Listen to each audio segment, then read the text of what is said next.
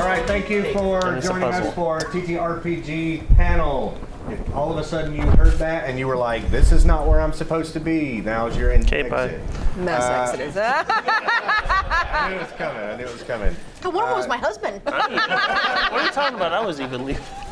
Yeah, so we're excited to have Jaclyn here with us, and so good. Our content has been so incredible, so thank you for that. Thank you.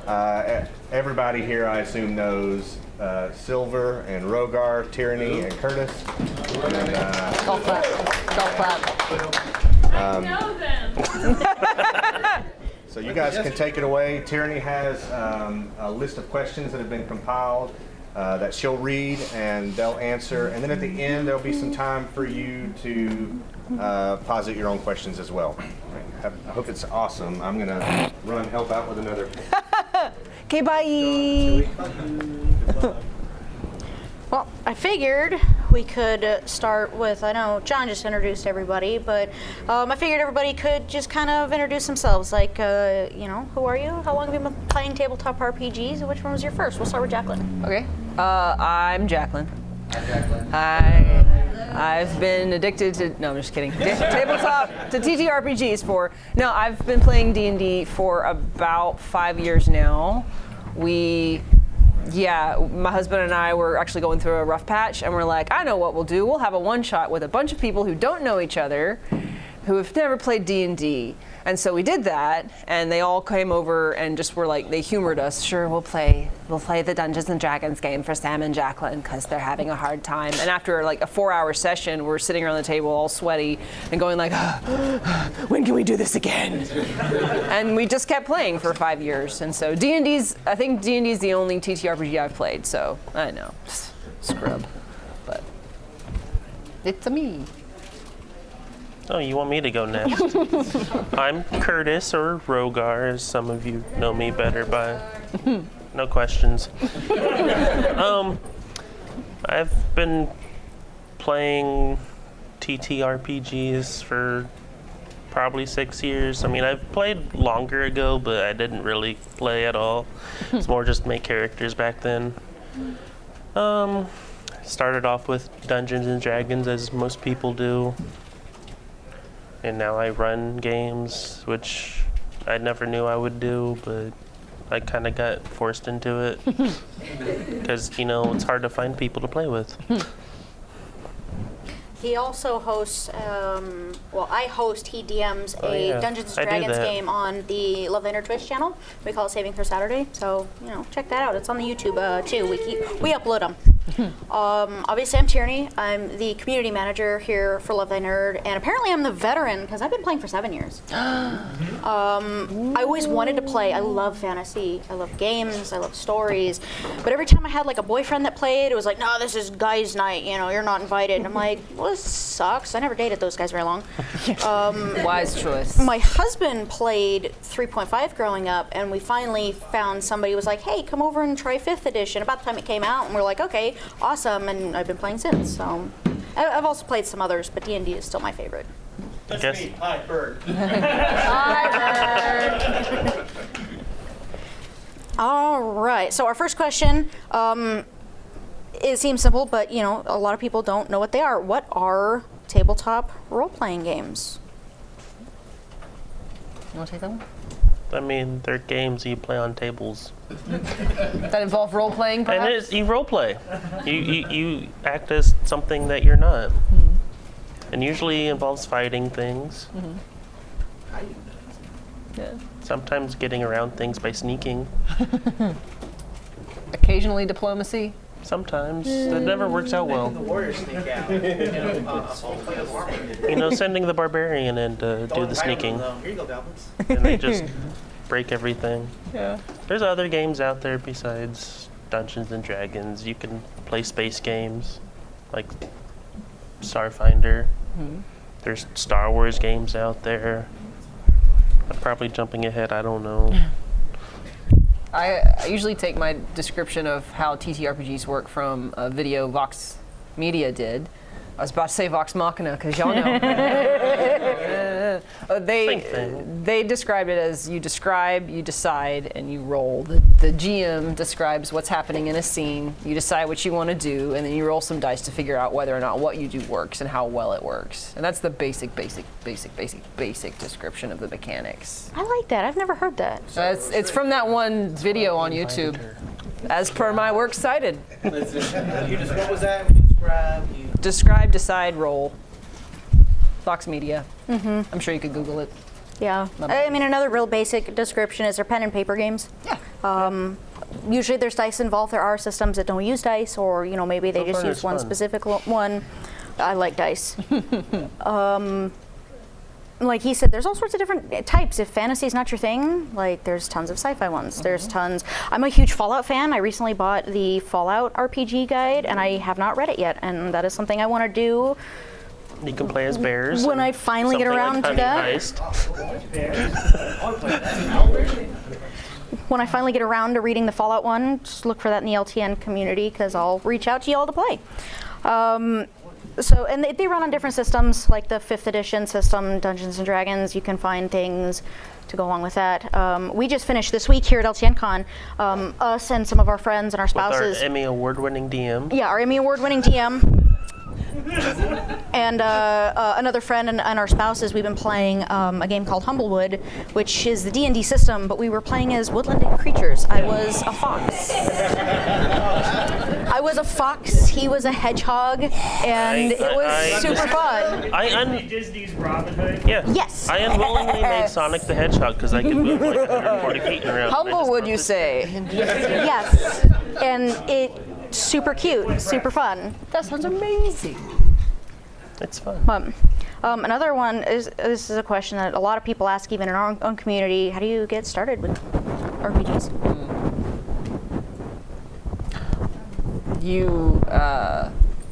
Online is a really helpful way to start with a community like LTN. You can connect with other people who do play online. It's a great way to get started currently because it gets you connected with someone faster than you probably would be able to find someone in your community.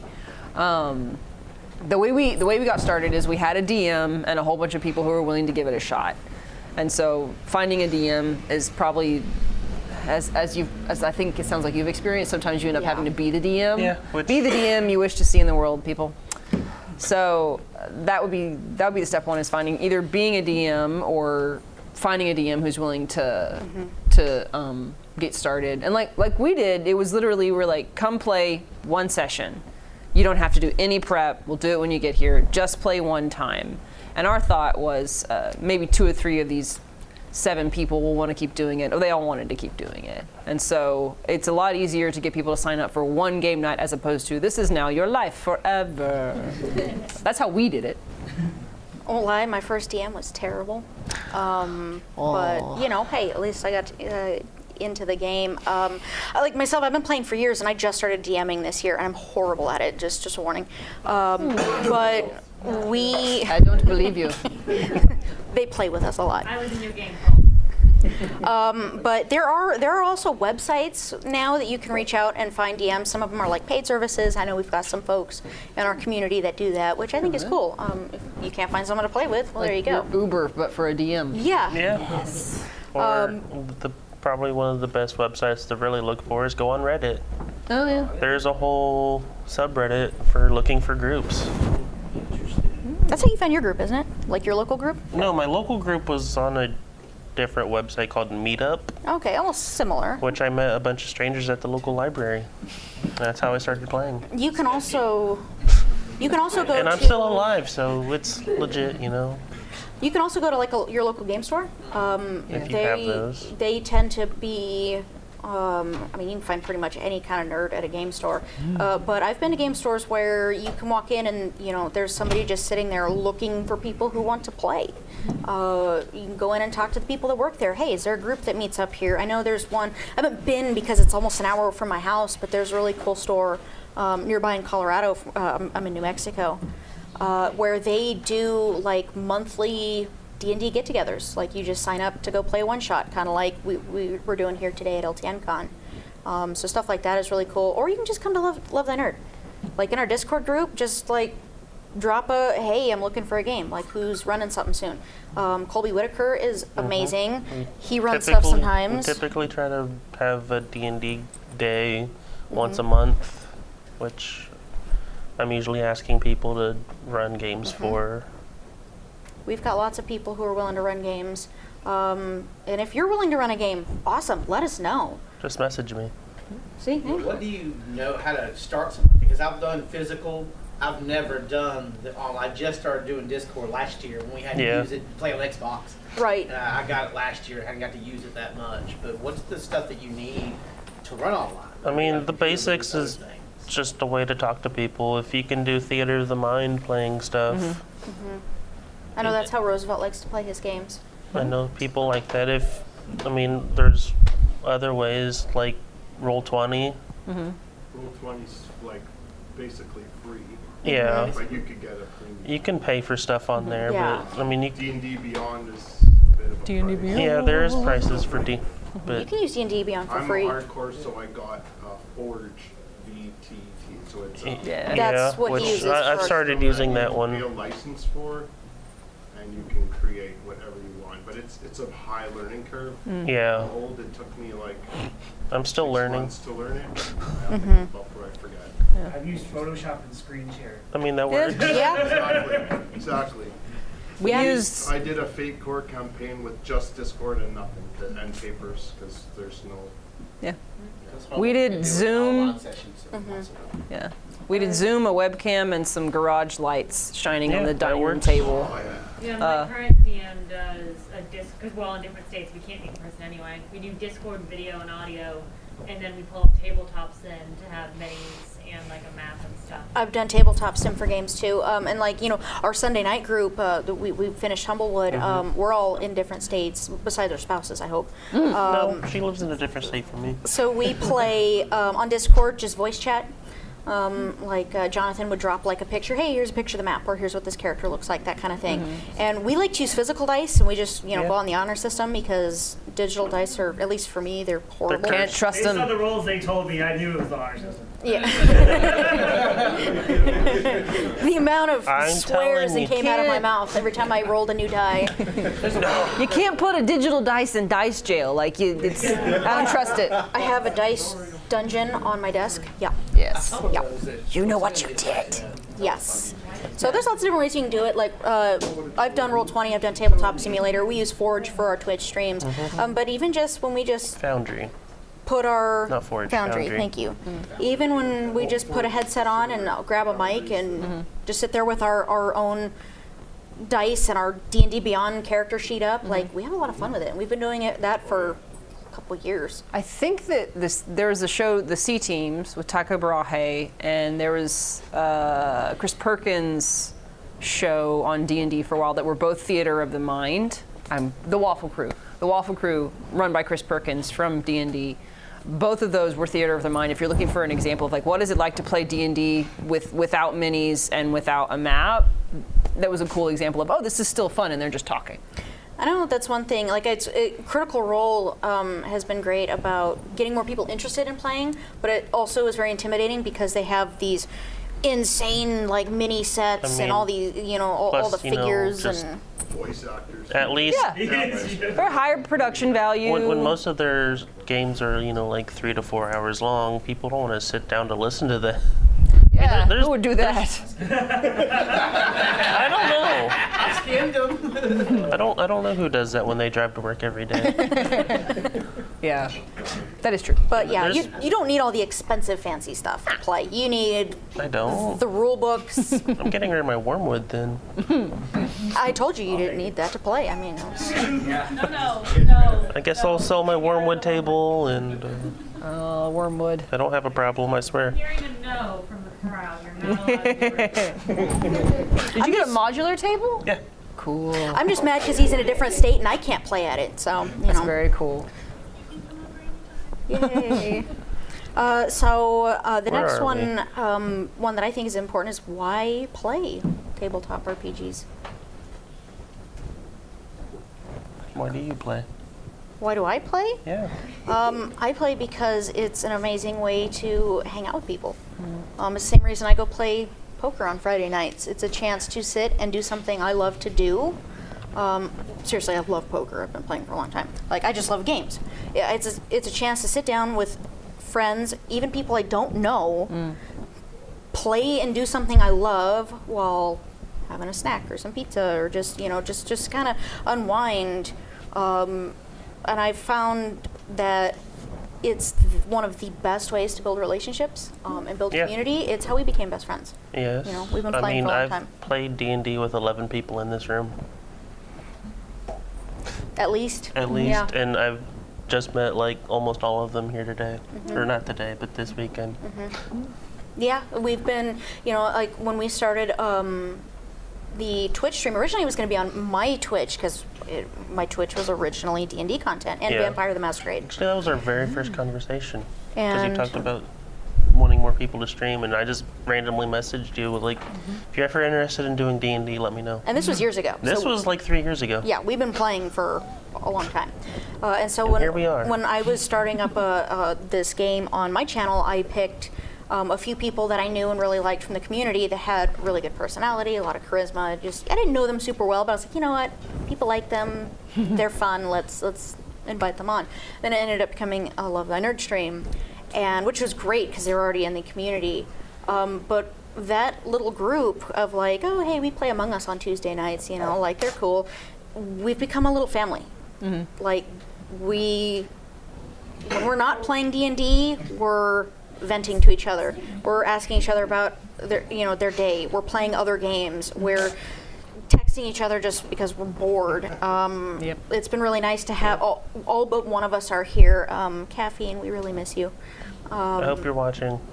So it's been really cool to actually like finally meet these people that we've been pouring our hearts out to since last December. Yeah. And it's just been a nice little, it's a family now.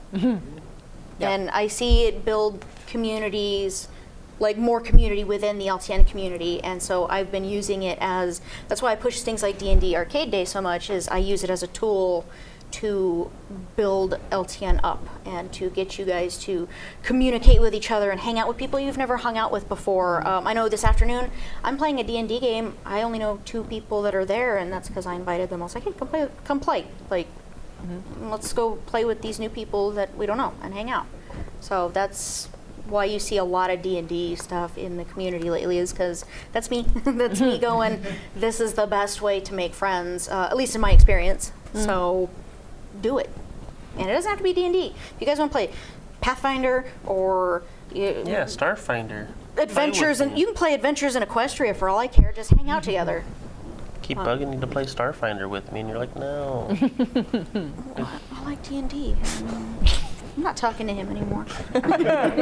Now, making friends has been you phrased it really well. Of why do I play? Because it's fun, which is a good enough reason to do something, as long as it's not illegal, immoral, or fattening. I don't know. That's a good enough reason to do something, is that it's fun. And it also has been a really great way to hang out with people I already love, and hang out with people I already enjoy, and also get to know new people. And so, yeah. How about you? I don't think I've ever asked you, why you play. Because it's fun. That's a good enough reason. Yeah, I mean, it really is. Because I talk to people that way. Yeah, I get that. I don't really get a chance to hang out with people outside of, okay, go play poker, but that's different. It's a different group of people. They're not my nerdy community. These are just people I've played cards with for a really long time. But like D&D, that's when I get to hang out with people. Like Sunday night or Saturday when we're doing a stream, I'm like, awesome, we get to sit and hang out for 3-4 hours. And I really like that. I also think tabletop RPGs are really good for, can't even really think of much that they're bad for. They're great for building creativity, for, using your imagination, storytelling, story writing. You go through everything from, well, my characters are never charismatic, but learning how to talk your way through situations, or thinking about emotions. Hey, how would my character feel about what's going on? and how would they react? And I think that's the reason I think it's great for kids to play. I mean, they're all skills you can put on your resume too. Yeah, there you go. How do you think I got this job? Yeah. I just, when I started, the thing that swung it for me was because, so when I was in high school, it was during the whole evil Satanic panic. satanic stuff. Yay. And but my friends, I had 2 friends in my youth group who invited me to play with them, and I was like, no, I gotta stay away from that. I don't want to get that. But then I saw what they were doing, and they were with people from the high school that everyone else was treating like a leper. They were loving and accepting, and they were creating a safe space for them and a place for them to be loved that I was not seeing in other ways. Yeah. And so, so they talked me into joining the old Star Wars D6 system with them, because that at least was a D&D. Yeah. The Force isn't magic. What? And then from there I started being like, this is not what they say it is. Yeah. And that was I guess what I'm trying to say is I saw what you're talking about love in action and positive fruit in a way that I didn't see other places. Satanic Panic is something that we're going to mention later, but it just always makes me think. I love Stranger Things, and that's why Eddie Munson became an instant favorite for me, because he embodies that, like, oh, this guy's, the devil because he plays Dungeons and Dragons, and he's the sweetest person ever, and I love him. Like, I was just like, well, yep, that basically describes at least 99% of the D&D community from what I've seen. Minus the drug dealer part. Well, it was the 80s. They were all. That's different. We all were doing drugs in the 80s. Oh, jeez. Oh, gosh. I do want to say something. Yeah, go for it. I don't want to. What you talk about later, I don't want to miss it. So, but I got to go meet Derek White at his last sermon at Matthews Memorial United Methodist Church, which is close to our house in Nashville. And I went to the sermon, and the coolest thing he talked about was there was a show on Netflix, and he got a quote from the show, and it totally kind of fit the whole kind of sermon and D&D, like in general. And it says, around the table, stories are created and legacies are made. Yeah, that's perfect. Pretty much, and I was just like, yeah, fits nicely, doesn't it? So it's just so cool though. So I thought we were supposed to see the video per se. That fell through because the Reasons. production company was up in Canada, but it is now on Tubi, which just came up like last week. So I got to meet Derek White briefly at Gen Con, I talked with him a little the bit. Geek Preacher. But yeah, the Satanic Panic, his documentary is on Tubi now, which is That's great. very cool. So, and I'm excited to watch it.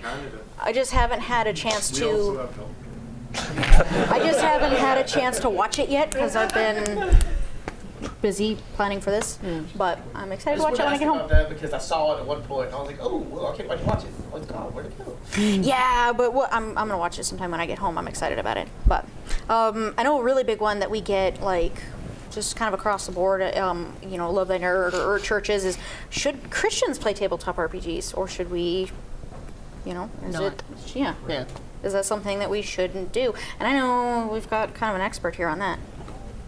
So you become an expert just by thinking really hard about something for a long time. It helps if no one else is thinking really hard about it. Yeah. Obviously, like you're not required to play D&D. You're not required to play TTRPGs. If this is not your thing, yeah, sure, that's fine. But I definitely think Christians are absolutely free to play Dungeons and Dragons and tabletop RPGs.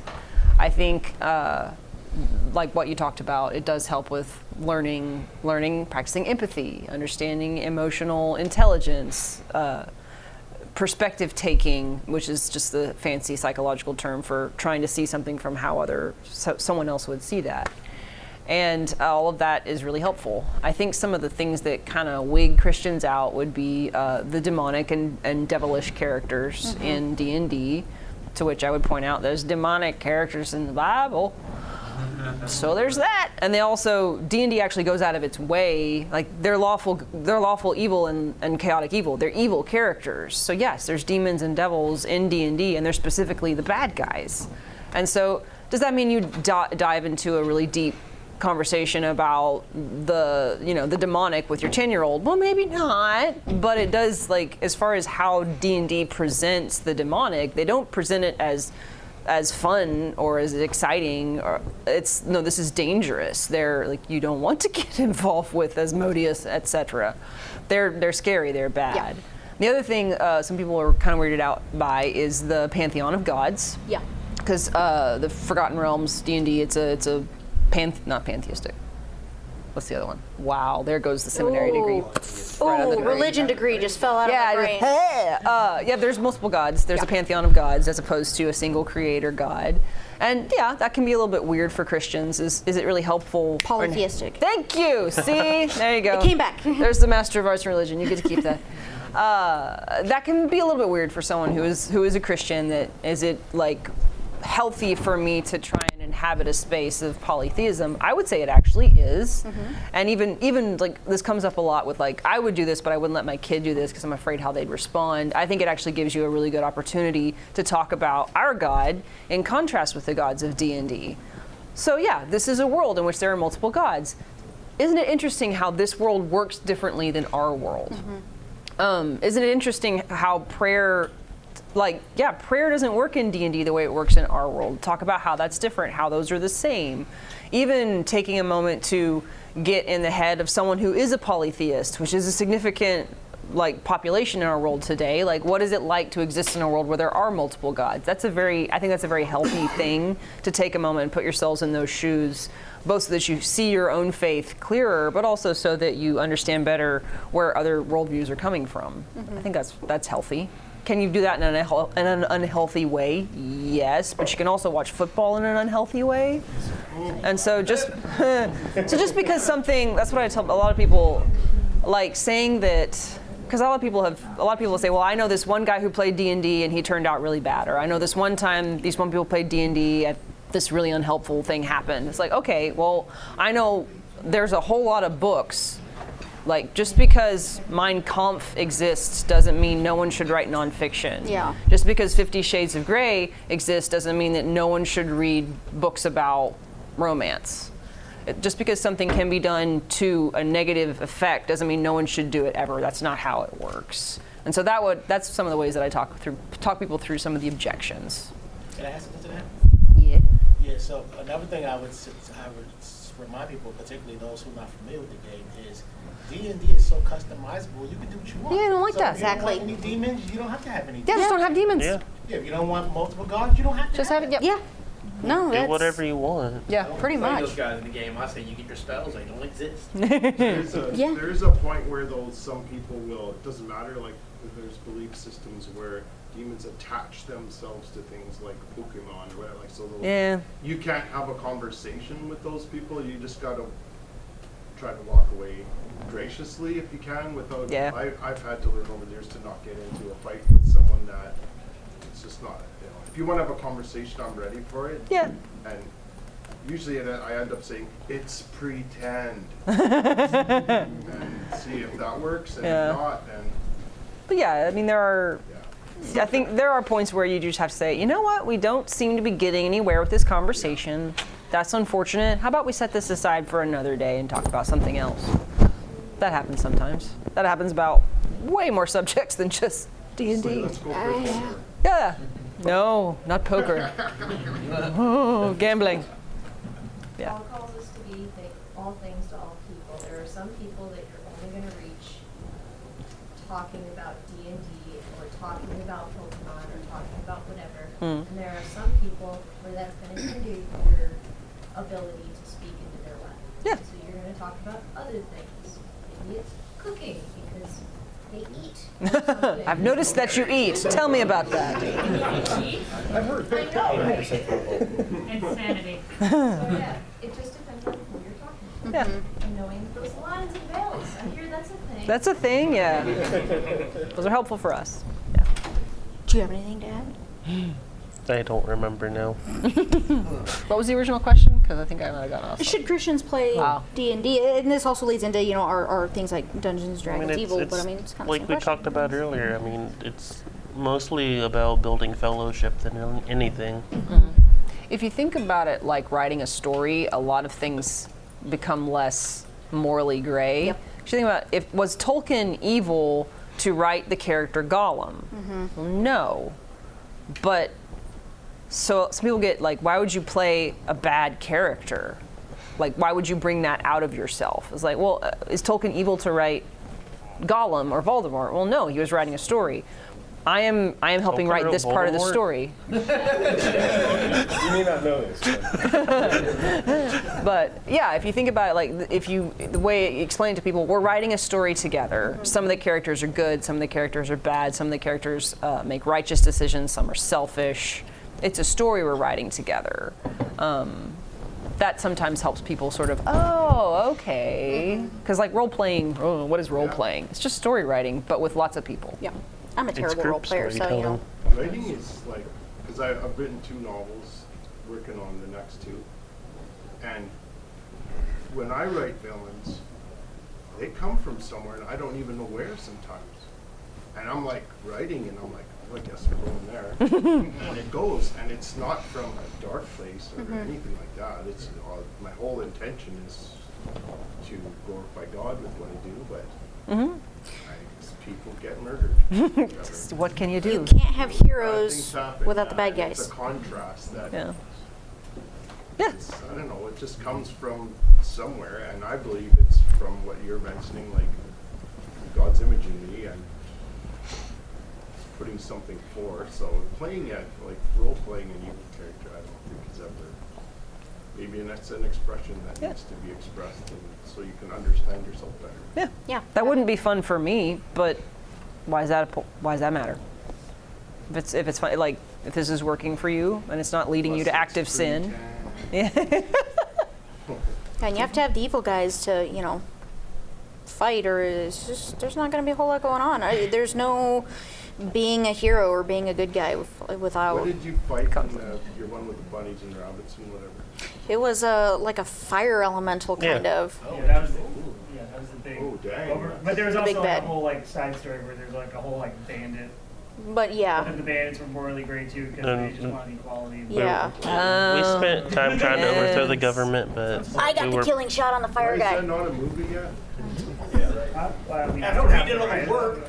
Yeah, that's what he was waiting for. I think we'll do over here. I had a question on some of the community aspect of gaming. I think some Christian parents get nervous because they see kids leaving the church or maybe having a bad church experience, and then they find in other communities something they weren't getting in the church. And I think parents might get nervous that, okay, if I let my kids do this, are they going to find a better community than what they found in the church? And how do you strengthen your kids' faith, or help them to see some of the differences, and how, I don't know exactly what I'm asking, but how do you prepare them for that? Gosh, that's a good question. It's a parenting question. Can I answer it as the parent of a kid, of a D&D kid? Yeah. So I share my son's story all the time, and I will continue. So I have a 14-year-old who was 100% had a bad experience with a Christian private school where they tried to Jesus everything. Oh, you like rock music? Well, go listen to this crappy Christian rock music. And I really like the news. And so it was really hard for him. And so he really approached, he's like, I like D&D, I like games, I like doing these things. I have to choose. I can either do the things I like, or I have to love Jesus, and if I love Jesus, then I have to go do the crappy versions of those things. Oh gosh. And it was really hard for him. And That's so sound logic with the data available. It helps when you grow up with the child of one of the co-founders of Love Leonard.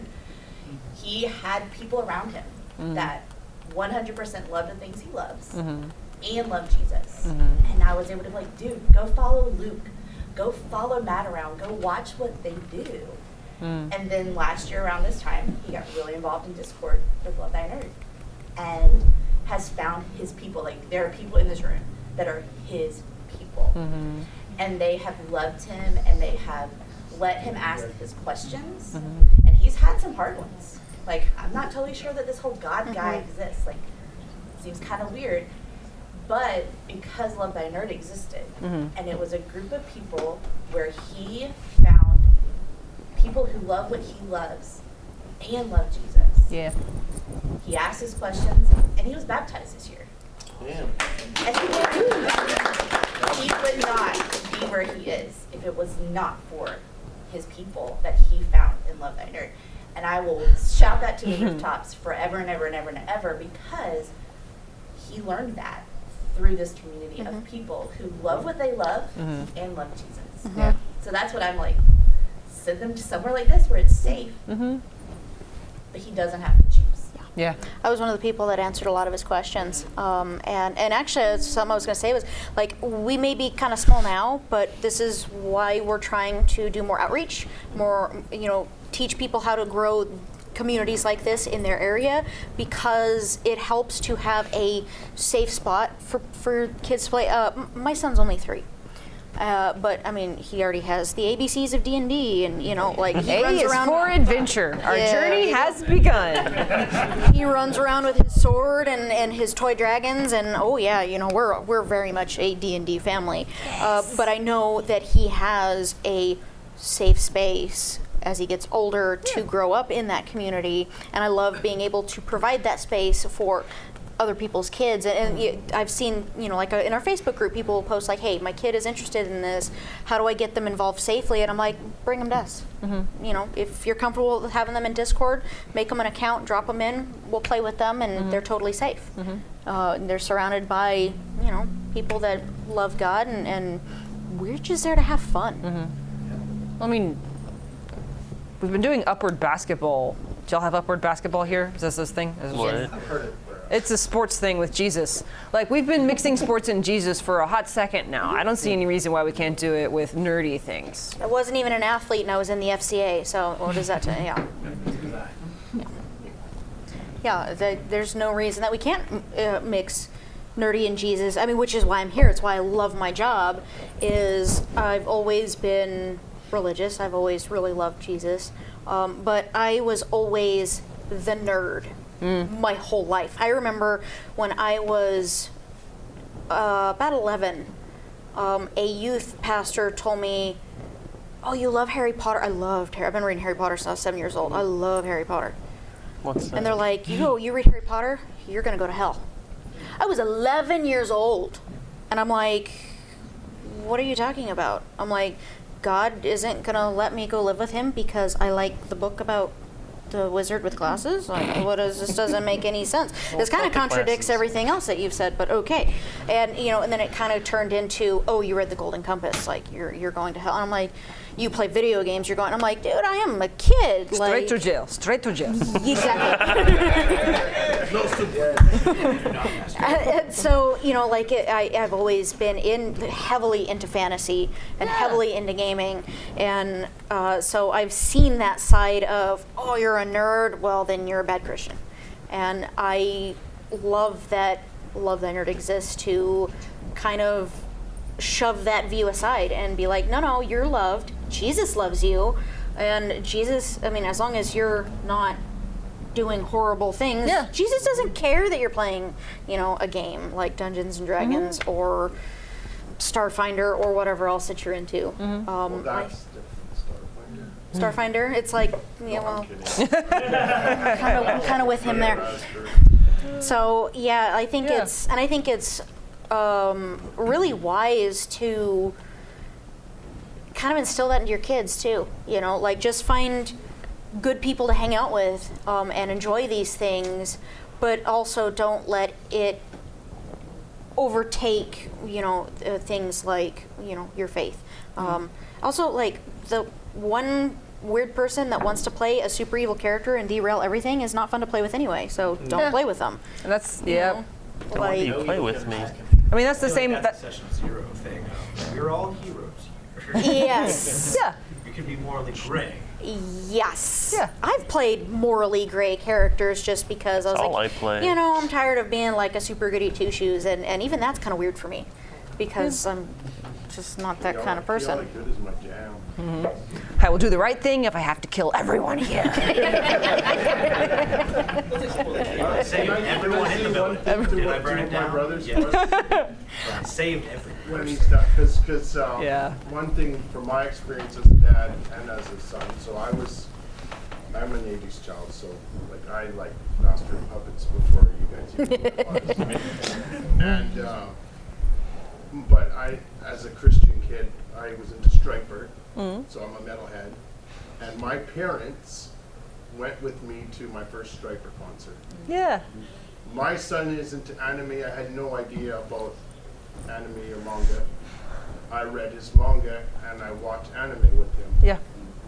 And I think you need to, as a parent, engage in it. So Yep. unless they don't want to, if they're that age, then they'll be like, as if you're playing D&D with me, but tell me more and just understand. I think that's key too. Like, obviously, the community, but also. One of Chris's stories too. This will be quick. Like our founder, his parents were dead set against it, and then he finally talked them into letting him play at their house. And after they watched for about 10 minutes or whatever, they said, you could do this as much as you want, just don't ever do it in our house ever again. Was it Twilight Imperium? That's what it is. They're playing pretend. Yeah. Well, okay, this is innocent. Well, it's like Matt Warmbier, he's one of our founders, he's our COO. His entire family plays weekly as... family. It's a family thing. That's something that they sit and do together. Even the 6-year-old sits and she plays like Aaron's Familiar or something like that. So adorable. They all get involved. And my husband and I always say we cannot wait until Caleb is old enough to play with us because he's already a baby nerd and I love it. Yeah. That was actually how my parents, my mom specifically, handled Harry Potter, because she had ladies at church who were like, oh, don't let your child read Harry Potter. And my mom, being a level-headed woman, was like, I'll read it with her. And so she got a copy, I got a copy. That's what we did. Yeah. And so if things got weird in the book, she would have known. If I started acting weirder, she would have realized, okay, I've noticed you doing some chanting and candle lighting in your room. Talk to me about that. That was just because I liked playing with matches. But so she was plugged in enough to what was going on in my head that if things had gotten weird, if I had started getting dark for some reason, she would have been there to talk me through it and realize, okay, let's do something else. But then also, it was very affirming for me as a kid to have my parents take an interest in and love what I loved. Because I was I talked about, I was trying to share something about myself by loving this thing, and having your parents go, this is a cool thing and I want to share it with you, is super affirming and developmentally really healthy. I remember having, especially around church and stuff, people always like, your parents let you play video games all the time? And I'm like, yeah, I've always, it's another thing, I've always been a big gamer. And it's because my parents got involved. I remember when we bought our PlayStation 2, we bought Final Fantasy X because we loved the old games, and we would sit down a couple times a week as a family and play. A couple of us would read through the strategy guide and pass the controller around. We'd make bagel bites and stuff like that, and those are some of my favorite memories as a kid, is playing Final Fantasy, Devil May Cry. We played all sorts of stuff on our PlayStation 2 together because why not? It was a lot of fun. Yeah. Either boy played Ratchet and Clank. Yeah, he plays Ratchet and Clank with our son. What are you talking about? You let him play Yes. Elden Ring. I was going to make Rover talk more. Ooh, yeah. What? Do it. Alright. I didn't do it. You've been shanghaied into DMing a game. Where do you start? Which time? I've been shanghaied every time. In general. I don't. This is the story. New DM doesn't know what they're doing. Just knows that. Congratulations, you're in charge. Where do you start? Well, I mean, it depends on what kind of person you are. If my phone case is broken. Anyway. The forever DM quit, and now you have to be the new forward person. Yeah. What happens? I mean, the way I do things is I just look up one-shots to play online. I usually go to RPG drive-through and buy things because I'm not smart enough to come up with my own stuff. Same. I mean, if you're the creative type, you can make your own stuff, read the books, they tell you what to do. But I usually do pre-written stuff.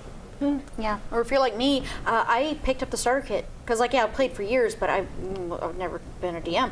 So I bought the starter kit. It was Lost Mines of Phandelver. I know now it's new. It's a Stormwreck Isle or something. I almost bought it just for the story the other day. I wanted to buy it just because it had a blue dragon on it. But yeah, you pick up the starter kit. You can get it for like $14 on Amazon or Target, and it has a set of dice. It has a very just like the gist of the rule book, like just what you need to know, the core stuff, pre-generated characters, which is great if you have new players. And I liked how the book walked you through how to be a DM. It was super inexpensive, and it helped me a lot because I've always been a player.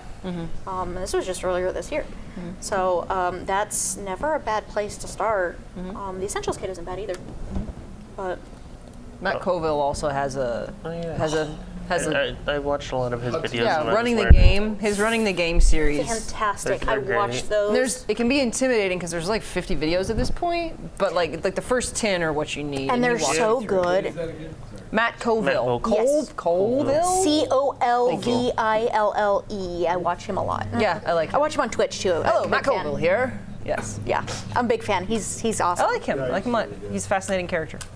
Yes, Meg. This is off topic, but because Sturry just talked, I wanted to ask this question. For us, how many dice is too many dice, and what do you do with bad dice? The limit does not exist. The limit does not exist. You need more than 4.2 sets of dice, thank you. She bought me another one. It's 4.3 now. Oh, okay.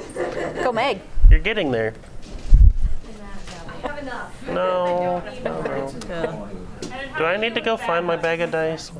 I'll go interrupt the other panel. I tend to grab my dice. I tend to have a set of dice for a character. When I have a new character, it's like these are Aiden's dice, these are Flossie's dice, and so even when they're bad, it's like, but these are the dedicated dice for this character. Roll my d6. No, I can't do that. I use a few sets because I like to switch them out and stuff. But I do now have a dedicated set for the character I play on our stream, our LTN stream.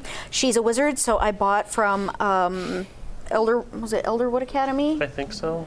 I bought one of their mini spellbook dice boxes, so it's a dice box and it's a dice tray, and so I bought that, and I bought some metal dice to go in it, and I'm like, this is Adrian's spellbook. Like, that is the only thing I use it for. Yeah. So yeah, even if you want to be that person, do it. But I just buy dice. So I have 2 sets in my bag right now. I like the little clicky clacky magic rocks. Yes. So does my son. He's already hooked. It's great. We do a whole lot of. That's not for eating. That's not for eating. That's why he has the jumbo ones. Yeah, the big ones. Here you go. He still steals mine. Does he still sleep with the plushie when I got him? Yes, he does. Good. He bought him a plushie D20 for Christmas last year or the year before. It was last year. It was last year, and. Because you remember, I was there and gave it to you. And then I know, like, we joke about Forever DMs. This came to mind too. Our group has been playing for a while now, and he was the DM. And then once he started doing our stream, he's like, "Hey, I want to focus on that campaign and not DM here." And I'm like, "Okay, that's fine." But we didn't want to lose our group or our time that we finally decided on. So we asked our friend Jonathan if he'd run. So he's been running Humblewood. Well, that's over. So now his wife is going to start a campaign for us. And my husband is not a sourcebook guy. He is a we'll only do homebrew, only write our own kind of guy. But he's the creative type to do that. Yeah. So he's actively writing a campaign. I have to. That's fun. That he can work on. And give them money for it. Yeah. He's money. He's writing a campaign. Some of it's free though. Yeah. And so probably by the time we're done with her, with what she's running for us, we'll start his. Forever, and I just picked up a couple books yesterday because I like to run one-shots on occasion. So I picked up Radiant Citadel, and I also bought one of the Tyranny of Dragon books. I don't remember which one it was. Because it was like $20. Yeah, it had my name in it.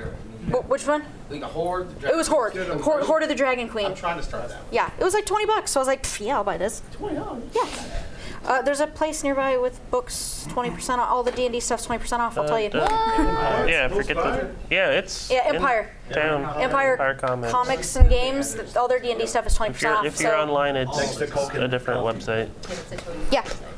So I like to use books, but I'm not the creative type. I'm also terrible at backstories, and I'm terrible What are backstories? at role playing. I just like rolling dice and casting fireball and making dumb jokes. That's what D&D is about. The dumb jokes, man. That's all I do. Yes, it's all the dumb jokes. I know my husband's been yelling Mordain for like a month now. Mordain! So it gets ridiculous. One side character. One side. He was in like one session. It's always the Not NPCs, man. It's the least expected ones. Except, everybody loves the little Boblin the Goblin. No, he's in Phandelver. He's a kobold. What is his name? I don't know.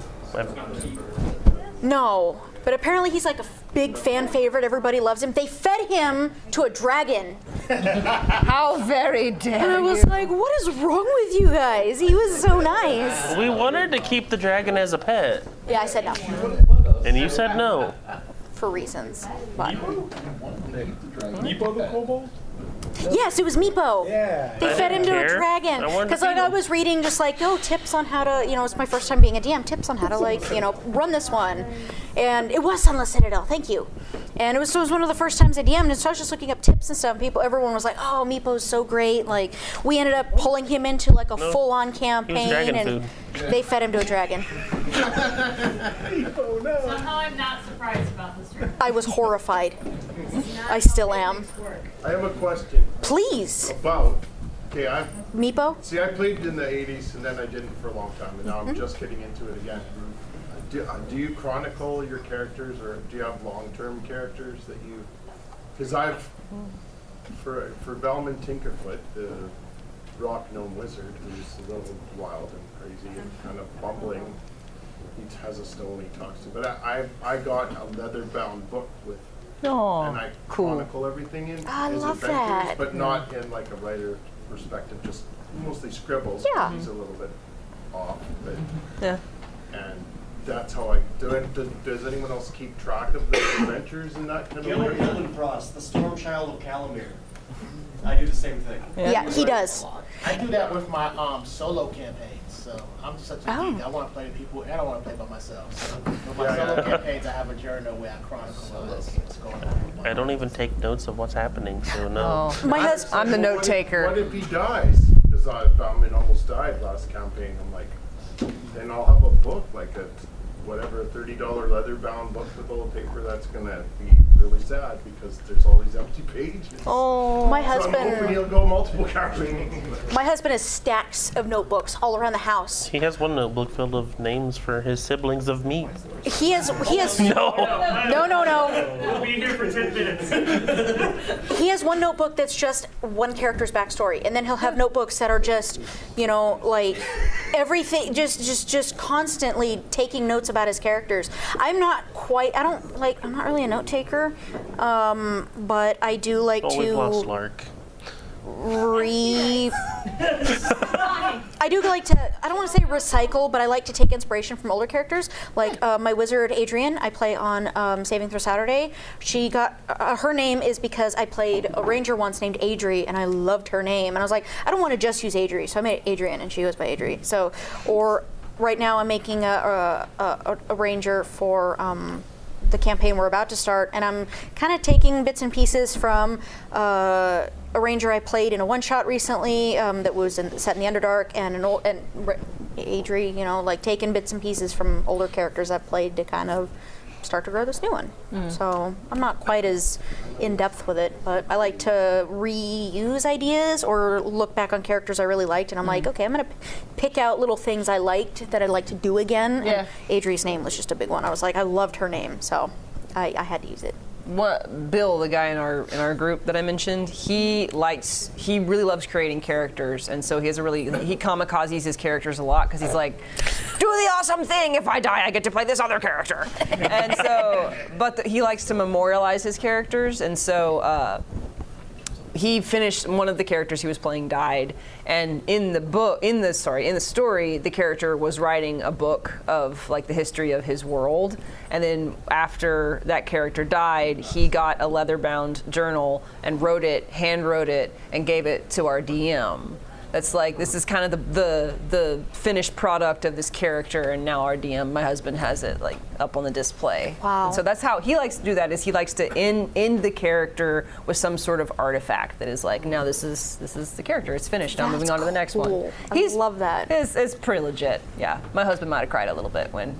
I guess I should talk, because, my online name, Rogar, came from one of my D&D characters who was a blue dragonborn. But I actually didn't like the character I made with him. So I told the DM, I was like, I'm going to just vanish or whatever. And of course, like the next game when I revealed my Kenku I made, my party killed me and ate me. So... Stole all the money! Oh, well then, never mind. For the clarification. But did they have to eat him? What about the eating though? They ate another dragonborn earlier. It's fun. They're a bunch of weird It was the people. 80s, it was a different time. It was like a few years ago. Oh yeah. It was a different time. It was pre-COVID times. Well, and there was that one shot that we played where there was a character that we found and it ended up being Rogar. Yeah. Oh, yeah. As soon as he described him, I I was had to like, bring him back. he described him, and I comes said, back every I'm now like, and then. is his name Rogar? And he's like, shut up. Yeah. He's like, I haven't revealed it yet. I'm like, okay, because it's obvious. Yeah. But We're currently playing in my husband's homebrew world about 60 years after our first campaign. And so our previous characters are like god level running the world, and now we're the scrappy little nobodies, and we occasionally have met up with our old characters. I love that. Which is really satisfying, because it's like, yeah, like my character is this really amazing druid who's like running, she's trying to establish democracy in fantasy Russia, like you do. And so it's cool to like be the scrappy little 5th level character and then meeting like your 20th level previous character. It's also cool to show how our actions in the previous campaign have shaped the world we're playing in now. oh, that's so cool. That's cool. Now I'm jealous of your game. Yeah. For like 1,000 reasons. sounds Our like Critical DM works Role. real hard on the homebrew, man. It is, wow. It's kind of my husband is like, ooh, man, man just sits and scribbles and scribbles Don't and have scribbles. the brain power to do homebrew stuff. Yeah. But you don't have to. Yeah. No. That's why there are other people That's that why do other that. people do it and sell it on the internet. Core, because that if you're into more story building as a system, if you have a very creative person that can create a world and you write it together, so a GM in Fate Core will take all the ideas from everyone else and write them into the story. So we work together to create an amazing story. Interesting. So I'm on the 3rd campaign of one I created that's futuristic, like post-apocalyptic, and through their input, I've mixed in nanotechnology that allows them to create some kind of cybernetic stuff, which I didn't anticipate. That's cool. What's it called again? I created The Fate Core is the system that you use. I use Fate to Fate Condense. I've heard of You it. can get it free on drive-through, Very cool. but I know about that. buy it because I didn't love the system so much. Fair. And it just uses fudge dice, the plus and minus dice. Oh. Yeah. But anyways, there's no little menus and stuff, so it's more in your head. It's that kind of, if you want something that keeps going. Yeah. My previous group, actually, what we did was when one person would set up an adventure, we all had our own characters. And we would set up an adventure, and when that person was finished with whatever adventure that they wanted to do, we would just switch DMs. It would be the same words, same characters, and we would just hand the mantle over to someone else, and then they would run their thing. That's fun. And and so if a previous person didn't want to ruin whatever that other person did, we would just move on to a different territory and just do something new. And we would continue to do that, and it lasted like a good 11 levels that way before our group broke up. But we found it super fun. Because That's a lot of one fun. of us DM the same campaign at least 3 times, just going over and over. And once someone ran out of whatever they wanted to do, they would just hand it over to someone else. Yeah, that's a good idea. Which that reminds me, because when we went to Gen Con, we were walking around one morning before the hall actually opened, and we just saw a booth where a guy had like this little small like booklet. Oh, yeah. And it was like a bunch of different adventures, and like it's designed to like one person takes like this section, and then the next person, and it goes like around everybody. That's cool. Forget what it was called, but I have his card around Yeah, we somewhere. probably have it. Yeah, there's a lot of different options. I mean, there's literally anything you can think of. There's a system for. Yeah, you've got lots of different options. Lots of different ways to find folks. Anyone wants, just come read this. It's something I'm designing. It's not ready. It's not tested. But it's a concept that if you're interested in bouncing things off me, if you have extra time, you're allowed to read it. But I'm not, no pressure. Awesome. Cool. I don't know when we're getting kicked out, so. Now. Oh, Bubba's is here. that what We're Bubba's probably in here? trouble. Yeah. Oh, he's like, get out. I think it's really great. I was super nervous, but once I started talking about D&D, I'm good. Yeah.